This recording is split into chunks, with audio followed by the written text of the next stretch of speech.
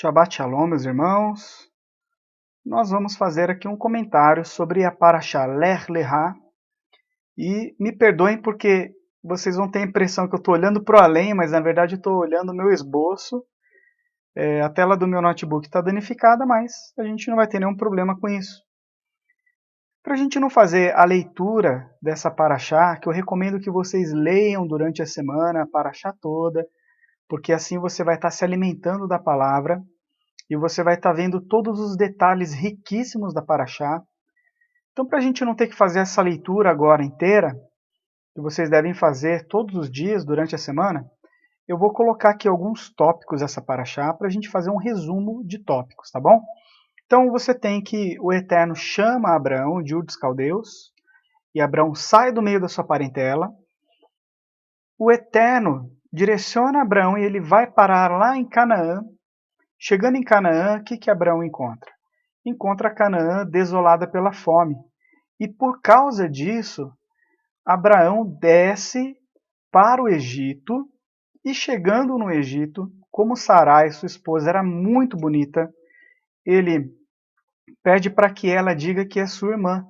E dessa forma, ela é tão linda que o faraó se interessa por ela, e aí o faraó toma ela por mulher, e o Eterno inflige grandes pragas. A Torá, nessa Parashá, não explica o que são essas pragas, mas o Eterno assola Faraó e a família do Faraó por causa de Sarai. E aí, sendo assim, o Faraó despede Abraão, fala: Abraão, vai embora, tranquilo, né? Tô vendo que Deus está me castigando por tua causa, então pode ir embora daqui, recomenda aos seus homens, né? Para que Abraão pudesse sair dali em segurança. E Abraão volta para Canaã, e chegando lá, ele estava tão bem, tão rico, né? E a terra não podia suportar ele e o seu sobrinho Ló juntos. Então eles se separam ali. E aí entra todo o contexto da Guerra dos Reis, né? E nessa Guerra dos Reis, Ló e o irmão de Abraão são levados cativos, né? E aí que vem aquela história dos 318, né? Que a gente está acostumado a ver como a oração dos 318, que na verdade são 318 homens que nasceram na casa de Abraão, e esses 318 homens derrotam os reis vencedores, né, dessa Guerra dos Reis. Então ali a gente vê que realmente quando existe a bênção do Eterno, né, sobre a vida de alguém, coisas extraordinárias começam a acontecer. Ali Abraão tem um encontro com o sacerdote do Altíssimo, Malhei-Tzedek, e ele entrega, então, o dízimo para o sacerdote do Altíssimo, né? Malhei-Tzedek, e Abraão recebe a promessa da sua descendência, que o Eterno vira para Abraão, nos encontros que o Eterno vai tendo com ele, e fala para ele: a sua descendência será como a areia do mar, como as estrelas dos céus, incontáveis serão seus filhos, né? E também a gente tem nessa Parashá um momento em que acontece uma aliança, um pacto, um contrato com o Eterno. A gente vai falar um pouquinho sobre isso. O nascimento de Ismael e as promessas feitas para Ismael. A mudança dos nomes de Abrão e Sarai. A instituição da circuncisão. E o filho da promessa, que aí o Eterno vem e promete para Abrão que ele vai ter um filho de Sara. E que este filho, né, vai ser o responsável por levar essa bênção tão grande, né? Então esse é o filho da promessa, a gente vai ver um pouquinho sobre isso, tá bom? Mas essa Parashá, ela começa, né? O nome dela por si só já diz muita coisa, que é Lech Lechá, que significa vá por si mesmo. Então esse vá por si mesmo, ele aparece duas vezes nesse ciclo, porque quando o Eterno chama Abraão, ele coloca Abraão em provas. Então, essa peregrinação de Abraão, ela não é nada gostosa. Na verdade, ele passa por diversas provas, e a gente tem que ver o contexto primeiro da vida de Abraão. Por quê? Porque quando Abraão sai, né, de Ur dos Caldeus, ele já tinha 75 anos. Ele era um homem com a vida feita, ele era um homem de uma família proeminente, segundo a tradição judaica, né? Ele era um homem de uma família muito bem estruturada. E a gente percebe isso por quê? Porque ele não sai sozinho, ele sai com muita gente dali, né? E ele sai com seus pertences, com seus bens. Agora, vamos parar para pensar um pouquinho. Imagina que você tem a vida feita, os seus negócios formados e o quanto é difícil você ter que largar os seus negócios, você ter que desmontar toda uma estrutura de vida, e foi isso que Abraão fez. Ele não saiu dali de Ur dos Caldeus atrás de uma promessa. Um exemplo que eu uso assim, é o que acontece muito aqui em Brasília. Aqui em Brasília muita gente vem para cá por quê? Porque quer um estilo de vida melhor, quer um emprego melhor, e não era o caso do nosso pai Abraão. Abraão já tinha tudo, tinha a vida feita, já tinha toda uma estrutura, e ele abandonou tudo aquilo. Então o que a Torá está nos mostrando? Que às vezes a gente já vem com toda uma estrutura feita de vida, e que essa estrutura tem que ser desfeita, face à vontade do Eterno. Então você tem os seus costumes, os seus hábitos, a sua forma de viver, e isso tem que se desmanchar, essa sua cultura, né? As coisas que você aprendeu com a sua vizinhança, com o seu cotidiano, você tem que desmanchar. Por quê? Porque agora é o momento de ir rumo a Canaã, de partir rumo a Jerusalém, de fazer a Techuvá, né? E de desconstruir essa cultura que está construída em você. Essa paraxá ela vai mostrar isso, e dentro dessas provações que Abraão passou, né? Porque ele foi provado desde o início até o final, você vai ter um ciclo onde vai aparecer, né, no começo, na primeira aprovação dele, que é sair do meio da parentela, quando o Eterno fala para ele, Ler Lehá, vá por si mesmo, e também no final, na última prova do nosso pai Abraham, você vai ter o Eterno falando novamente para ele, Ler Lehá, quando? Quando o Eterno pede para que Abraão vá até o Monte Moriá, lá em Bereshit 22, verso 2, para entregar Isaac como um sacrifício.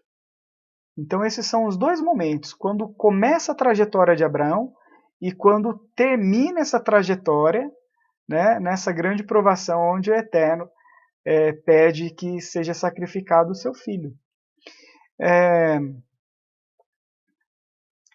O que a gente tira de importante desse trecho da Paraxá é o seguinte: da mesma forma como Abraão saiu do meio da sua parentela sem questionar, né, ele não fez nenhuma objeção, não hesitou em obedecer o Eterno, assim como ele teve esse nível de obediência, esse nível de serviço, de entrega para Hashem, de nada iria adiantar se o seu descendente, né, não tivesse a mesma capacidade de se entregar para o Eterno. Então, Ler Lehá começa assim, com Abraão se entregando, obedecendo a voz do Eterno, né, cumprindo o seu comando, fazendo a sua vontade, e também termina quando Ler Lehá de novo aparece, o Eterno falando a mesma coisa, e aí o seu filho Isaac,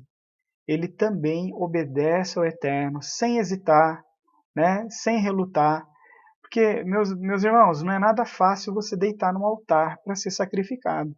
E Isaac deitou lá no altar, falou, meu pai, não é a coisa mais gostosa que eu vou fazer na vida, mas é um comando do Eterno, então eu vou cumprir fielmente aquilo que o Eterno está mandando, né? Então você vê que Abraão não teve uma mudança de atitude desde o começo, que é essa paraxá que a gente vai ver, até o final ele teve a mesma atitude de obediência ao Eterno, né? Então a gente vai ver que essa devoção, né, também vai estar presente na vida de Isaac.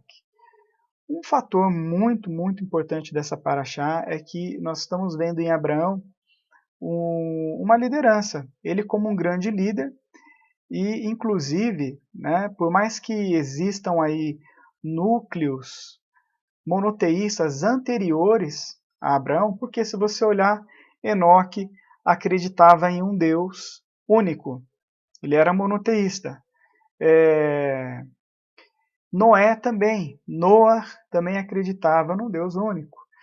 Melquisedeque, provavelmente também, mas só que o contexto social onde ele vivia mostrava para os homens o seguinte, como que aquela sociedade via o Melquisedeque. Eles viam ele como um sacerdote do Deus Supremo. Então é muito diferente, porque uma pessoa que acredita que você tem um sacerdócio do Deus Supremo também acredita em outros deuses. Tá? Então aquela sociedade ela estava totalmente contaminada com o politeísmo, com a crença em vários deuses. Né? E Abraão, apesar, como eu estou dizendo, de já existirem núcleos monoteístas, ele é considerado o pai do monoteísmo, porque a partir dele o monoteísmo começa a ser pregado por todo o mundo, que é o objetivo, né, do chamado dele. Então, quando o Eterno chama Abraão, você vai ler no comecinho da Paraxá, o Eterno fala que iria abençoar Abraão grandemente e que através dele serão benditas todas as famílias da terra. Então, o que isso quer dizer? Quer dizer que essa bênção que está sobre ele, que esse entendimento que está sobre ele, que esse conhecimento que está sobre ele, iria através dele ser espalhado para todos os povos, para todo o mundo. Né? Então, você vai ver nas primeiras palavras, né, dessa paraxá, essa questão dramática do início da história judaica, porque o Eterno tira ele do meio da parentela, e a gente vai ter que entender por que isso acontece assim. Então, o primeiro ponto que eu queria mencionar é que Abraão, diferente de quem vem para Brasília, né, na maioria dos casos, não saiu do meio da sua parentela para buscar uma vida melhor, porque ele já tinha tudo na vida, já tinha uma vida estruturada, então ele saiu de Ur dos Caldeus porque estava obedecendo ao seu Deus, por amor ao Eterno, saindo da sua zona de conforto, para poder entrar em tendas e ficar peregrinando sem nem sequer saber para onde estava indo. Tá? Agora, o que acontece? Né? Qual que é a diferença de Abraão com as outras pessoas e o que torna ele tão especial? É essa questão da conformidade, do conformismo. Então, quando ele ouviu a palavra do Eterno, ele não se conformou, ele não ficou parado nos padrões que ele tinha absorvido, na cultura que ele tinha por uma vida inteira, né?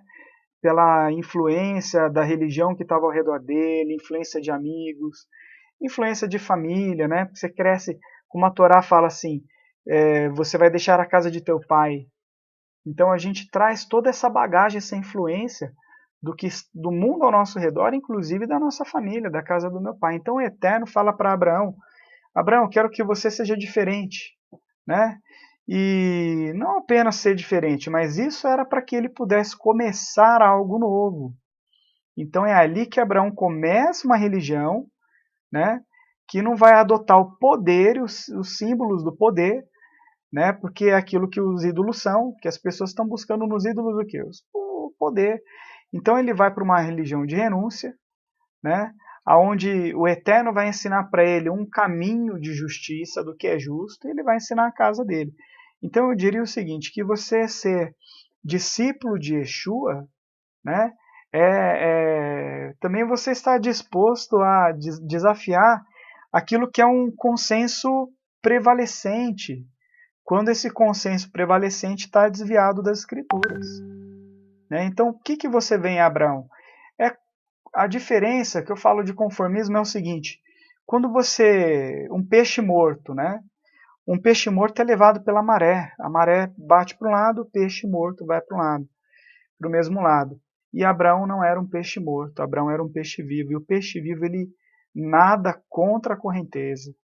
Né? Então, enquanto todos os homens do mundo estavam ali no politeísmo, estava todo mundo no mesmo caminho, na mesma direção, fazendo as mesmas coisas, arraigados na mesma cultura, o que acontece com Abraão? Abraão é chamado pelo Eterno, se torna amigo do Eterno, faz uma aliança com o Eterno, e ele vai na direção oposta à direção de todos os demais homens. Então ele vai fazer aquilo que é uma afronta ao sistema religioso do restante do mundo, porque o restante do mundo era politeísta. Então ele começa a apregoar que há um único Deus, começa a trazer o conceito de Deus único, e é por isso que ele é o pai do monoteísmo. Tá? E por ser o pai do monoteísmo, Abraham ele é sem dúvida uma das pessoas mais influentes que já viveram na face da Terra.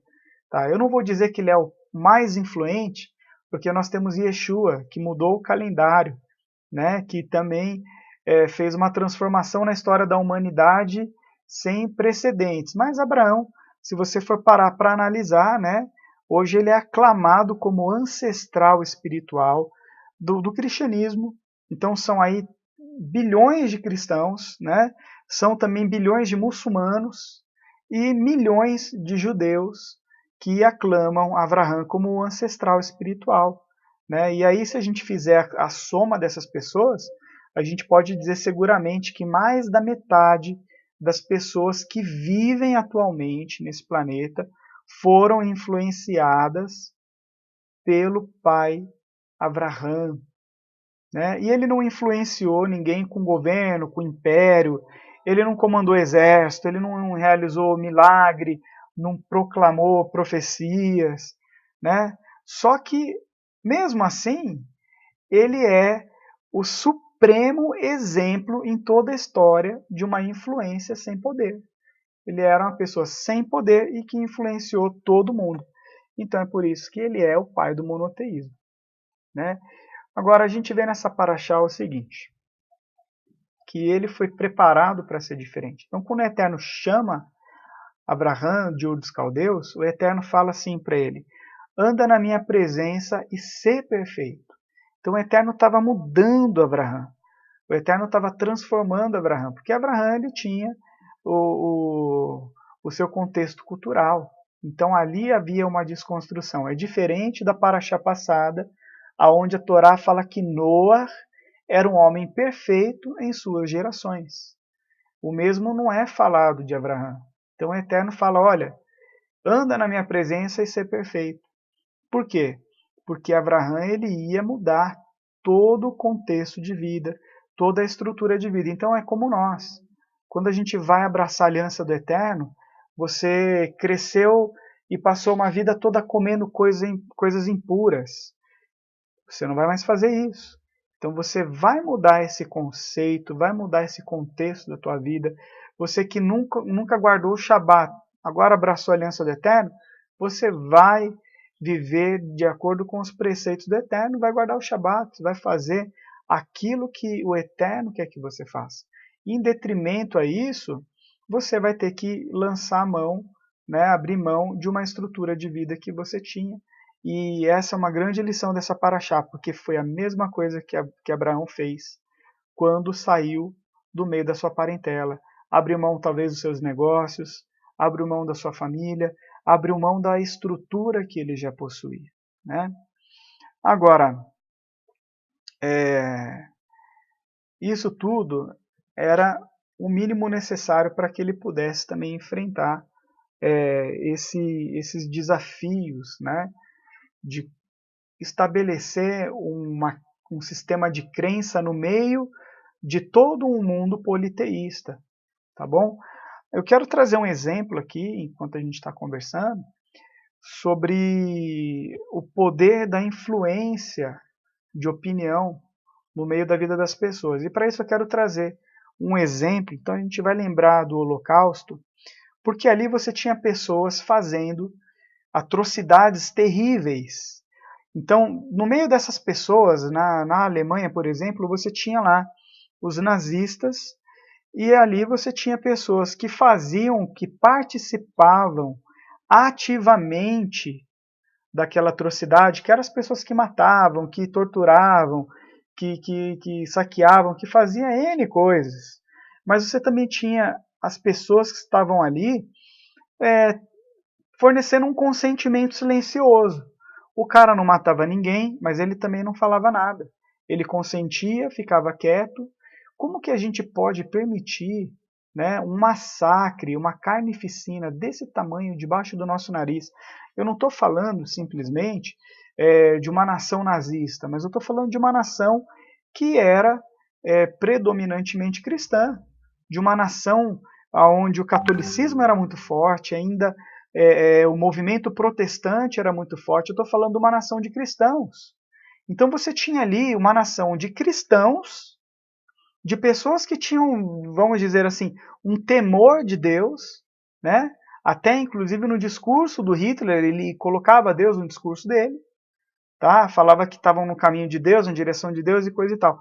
E como que você consegue, sendo um cristão, sendo uma pessoa que se diz discípulo de Jesus, né? Como que você consegue ser influenciado e se tornar participante de uma situação tão grotesca como essa? Então, eu estou usando esse exemplo porque é um exemplo bem real e ele demonstra mesmo como existe um poder, né, um impacto muito grande nas palavras, nas atitudes, nas ações das pessoas.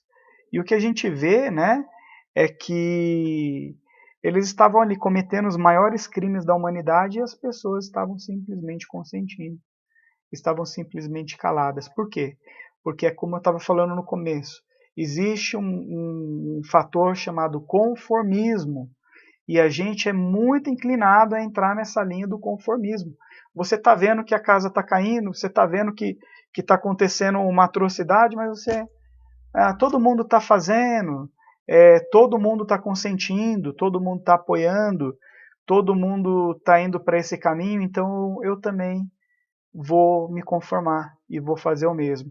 E essa é a fundamental diferença do nosso pai Abraão com o resto das pessoas, que é o exemplo do peixe morto que eu estou dando. Abraão não era um peixe morto.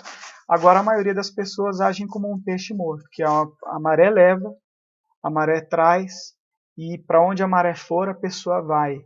Então, um líder de verdade, uma pessoa que é levantada pelo Eterno, ela é um peixe vivo. E ela é capaz de nadar contra a correnteza.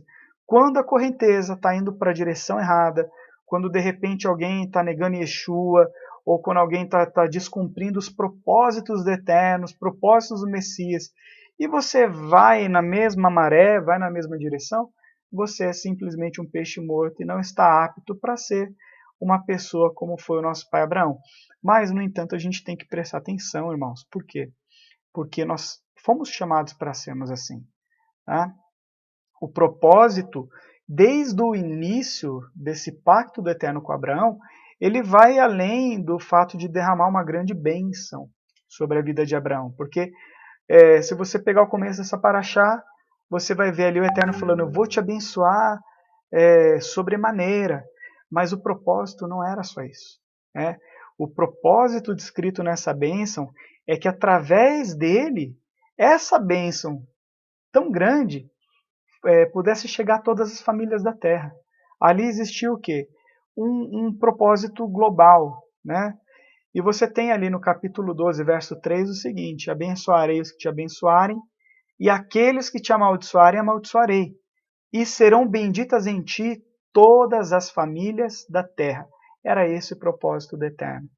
Né? Que todas as famílias da terra fossem benditas. E o Midrash, ele traz uma comparação do pai Abraão com um frasco de perfume precioso e delicioso, né?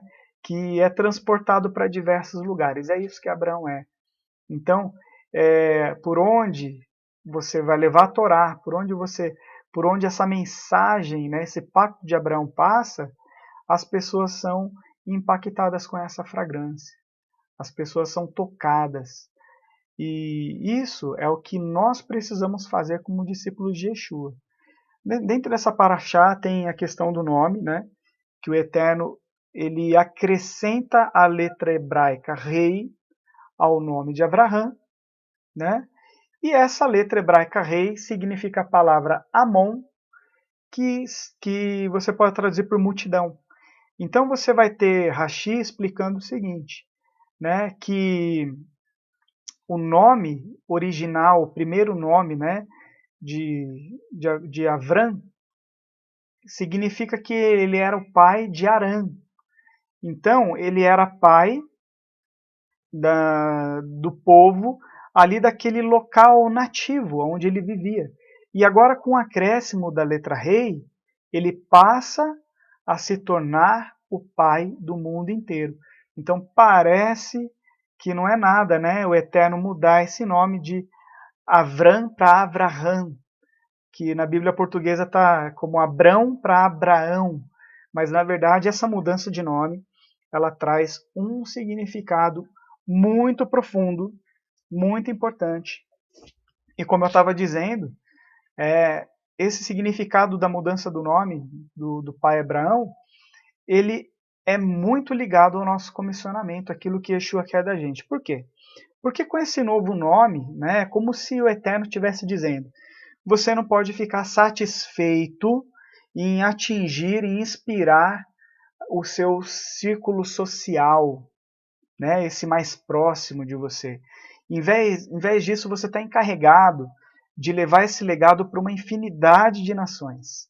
Então, essa letra rei acrescenta ao nome de Abraham, né, e ela deve nos lembrar, né, constantemente que a meta não é alcançar só o seu círculozinho social, né, mas a meta é que você possa ser um instrumento para encher toda a terra com o conhecimento do Eterno e com o conhecimento de Mashiach. Então, quando você olha para essa paraxá e você vê o propósito primário que é abençoar todas as nações, todas as famílias da terra, depois quando você vê o Eterno mudar o nome de Avraham, de Avram para Avraham, ou seja, tornar ele mais do que pai do seu povoado, mas pai do mundo inteiro, isso você vai transportar, né, para o comissionamento de Yeshua, quando Yeshua fala ide, né, até os confins da terra, por todo o mundo, e pregai o evangelho. Então a meta era essa, era isso que o Eterno queria desde o começo. E agora nós, em Mashiach, que somos filhos do Eterno, nós trazemos em nós esse legado de Abraham e temos essa responsabilidade. Então você vai ver nessa paraxá que o Eterno muda, né, o nome de Avram para Avraham e também o nome de Sarai para Sara, que quer dizer princesa, né? Lá no capítulo 15, verso 9, deixa eu pegar aqui para a gente dar uma olhada, diz o seguinte, verso 8, 15, verso 8, e disse, quem disse foi Avraham, dizendo, tá? Eterno Deus, como saberei que a hei de herdar? E disse a ele, toma para mim 3 novilhas e 3 cabras e 3 carneiros, e uma rola e um pombinho. E tomou ele isso tudo, partiu-os ao meio e pôs cada parte diante da outra, e a ave não partiu. E desceram os abutres sobre os corpos, porém os fez voar. Aí Abraão enxotou aqueles abutres, né? E foi quando o sol estava para se pôr, um sono pesado caiu sobre Abraão, e eis que medo e escuridão grande caíram sobre ele, e disse, quem disse? Agora o Eterno. Sabe com certeza que peregrina será a tua semente em terra que não lhe pertence, e a farão servir e afligirão 400 anos. E também a nação que é de servir julgarei eu, e depois sairá com grande riqueza. Tu, porém, irás a teus pais em paz, serás sepultado após boa velhice. E a 4ª geração voltará aqui, porque não se completou a medida do pecado do amoreu até aqui. E foi quando o sol já estava posto e ficou escuro, e eis que um forno fumegante e uma tocha de fogo passaram por estas metades dos animais. Naquele dia contratou o Eterno com Abraão uma aliança, dizendo, a tua semente desta terra, desde o rio do Egito até o grande rio Perat, que é Eufrates, e o Queneu, e o Quenizeu, o Cadmoneu, e o Iteu, e o Perizeu, os Refaítas, e o Amoreu, e o Cananeu, e o Girgazeu, e o Jebuseu. Então você está vendo aí algo que nós chamamos de Berit Ben Habetarim, aliança entre as partes. E essa aliança entre as partes, ela era uma coisa, digamos, conhecida, comum. Então, quando uma pessoa fazia um contrato com outra pessoa, uma forma de selar esse pacto, essa aliança, esse contrato, era pegando esses animais, partindo eles ao meio, você separava as duas partes, e aí os contratantes passavam entre essas partes. E é engraçado que você está vendo nessa paraxá, esse trecho que nós lemos, né? No verso 17 verso 18, que o Eterno se manifestou para Abraão, né? E que como uma coisa fumegante, uma tocha de fogo, ele passou no meio das partes, selando o pacto dele com o nosso pai Abraão, né? E essa paraxá também vai falar sobre Ismael. Então, sobre Ismael nós temos o seguinte: lá no capítulo 16, verso 12, fala que ele será um homem selvagem, a sua mão estará em todos, entre parênteses, necessitará de todos, e a mão de todos nele, entre parênteses, dele necessitarão, e entre todos os seus irmãos em grande número habitará. Agora, se a gente olhar para esse contexto, né, de mundo, se eu não estou enganado, a gente tem aí pelo menos uns 37 países árabes, um território imenso. E fora que não é só isso, né? Você tem todo o contexto aí do Islã, dos muçulmanos, dos árabes tomando conta de tudo. A perspectiva é que a Europa, daqui a uns 30, 40 anos, vai se tornar um país islâmico, né? Uma nação, um continente islâmico praticamente, porque o europeu não tem uma taxa de natalidade alta, é muito baixa. Então eles estão envelhecendo, encolhendo, diminuindo, e os muçulmanos estão aumentando em todo o mundo. Inclusive aqui em Brasília existe um bairro, um amigo estava me contando ontem que tem um bairro, ontem não, esses dias, que é um bairro chamado Jardim de Alá. E isso é terrível, a gente precisava fazer aqui um jardim de Yeshua aqui no Distrito Federal, quem sabe, né? Então, vamos lá sobre essa passagem aí de Ismael, que ele será um homem selvagem. Isso a gente não precisa comentar, né? Sua mão estará em todos, necessitará de todos, e a mão de todos nele, dele necessitarão. Bom, é muito simples. Se você olhar para Ismael hoje, para os árabes, você vai ver a questão do petróleo. Todo mundo precisa do petróleo deles.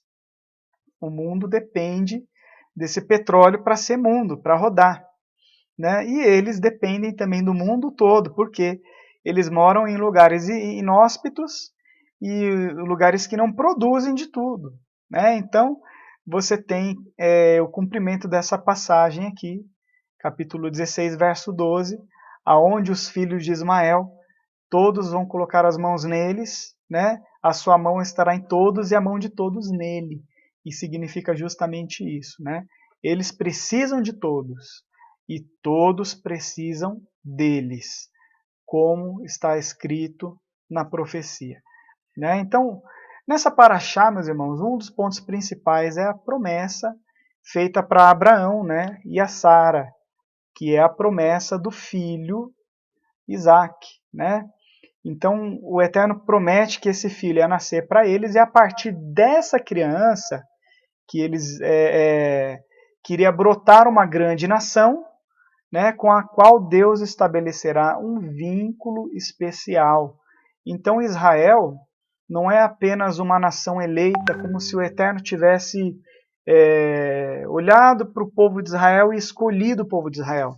Não é nada disso. Israel já estava nos propósitos do Eterno antes de existir, né? Então, assim, Israel não foi simplesmente eleito, mas ele foi criado pelo Eterno para cumprir esse propósito, para que fosse uma nação sacerdotal para todo o mundo. E aí você vê que tudo isso está muito harmônico com o propósito inicial, que todo mundo seja abençoado. É claro que não vai ser abençoado todo mundo, porque as pessoas têm a livre escolha e elas vão escolher andar diante dos ídolos, diante da injustiça, da iniquidade, né? Mas se você olhar para essa paraxá, você vai ver que a intenção do Eterno para todos os povos, para com todos, é que todos sejam salvos, todos sejam remidos, todos sejam redimidos. Agora, isso não vai acontecer, é um fato. Mas a intenção dele era essa. Ele chama Abraão, separa Abraão, para que todas as famílias da terra fossem abençoadas. Tá bom, meus irmãos? E prestem bastante atenção, porque é muito importante que você seja... Todo mundo tem, nas suas especialidades, uma ponta de liderança, né? Agora, um líder de verdade é aquele que está disposto a sair da sua zona de conforto, está disposto, às vezes, a nadar contra a correnteza, e é esse um dos pontos máximos dessa paraxá, que Abraão, ele se desfez de tudo para obedecer a Hashem, para servir ao Eterno da melhor forma que ele pôde, e ele se fez o opositor de todo o mundo. Né? Enquanto todo mundo ia para o mesmo lado, para a mesma direção, ele virou o hebreu. Não existia nenhum Ha-Ivrit. Ele é o primeiro Ha-Ivrit. Ele é o primeiro hebreu da história da humanidade. Tá bom? Que o Eterno nos abençoe. Um grande abraço para todos. Vou me despedindo aqui. Shalom.